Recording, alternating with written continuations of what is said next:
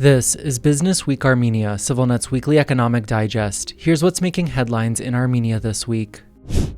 Armenia's foreign trade in the first half of the year has more than doubled year-on-year to approach $18.5 billion, fueled largely by booming business with Russia and the United Arab Emirates. In the latest sign that Yerevan's vibrant re-export trade with Moscow is continuing to reorder regional economies. That is according to new figures out this week from Armenia's state statistical agency. Russia continues to maintain a highly dominant position, with trade topping $8.3 billion in the first 6 months of the year, representing an increase of more than 166% compared to the first half of last year. That makes Moscow far and away Yerevan's biggest economic partner, accounting for some 45% of Armenia's total trade. Trade with the United Arab Emirates has also surged since January, reaching $3.6 billion by July, marking a whopping 7.5 times increase year-on-year and making the Gulf monarchy Armenia's second biggest trade partner. Observers say that is all largely due to Armenia's key role as a conduit for goods for Russia, the world's most sanctioned country. Since last year, Armenia has emerged as a major transit node in the global gold and diamond trade, importing the minerals largely from Russia and re-exporting them mainly to the Emirates. Importantly, these latest figures also undercut Armenia's stated intentions to diversify its economic ties away from Russia. The country's trade with the European Union has decreased by nearly 24% so far this year to just above $1 billion,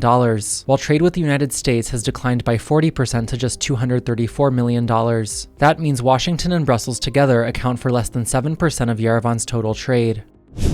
In related news, updated trade data shows that Armenia's top exports last year were gold, diamonds, and mobile telephones, marking a significant change in the country's traditional trade structure. Armenia exported more than 29 tons of gold worth about $1.8 billion, some 4.5 million carats of diamonds valued at roughly $593 million, and around 1.7 million mobile telephones with a market value of approximately $535 million.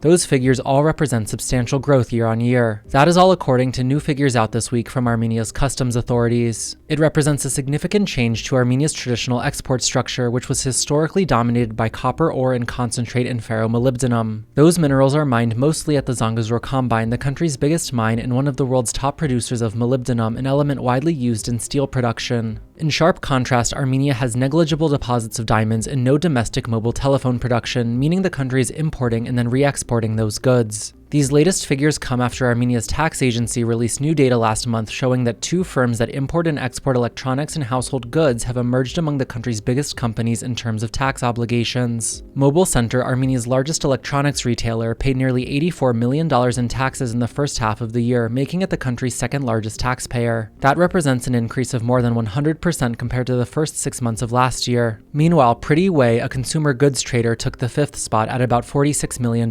marking a year-on-year increase of about 12%. Historically, Armenia's quarterly top taxpayers list has been dominated by companies involved in mining, energy, and tobacco production. Taken together, that all points to the fact that much of Armenia's record-breaking economic growth since the Kremlin's full-scale invasion of Ukraine in 2022 has been fueled by importing and exporting goods to Russia, raising concerns over the long-term sustainability of Armenia's current development path. Armenia's economy surged by 8.7% last year and 12.6% the year prior. The global ratings agency Fitch said last month it is forecasting Armenia's economy to grow by a further 6% this year, and added that it does not expect secondary US, UK, or EU sanctions on Armenia, despite the fact that trade links with Russia remain strong. In fact, only a small handful of Armenian entities have been blacklisted so far for doing business in Russia.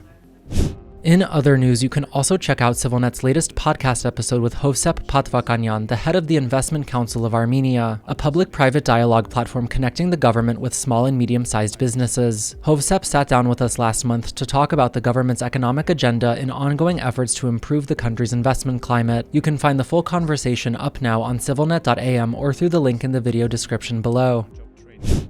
And as always, please follow CivilNet for the latest news and independent reporting from our contributors on the ground here in Armenia.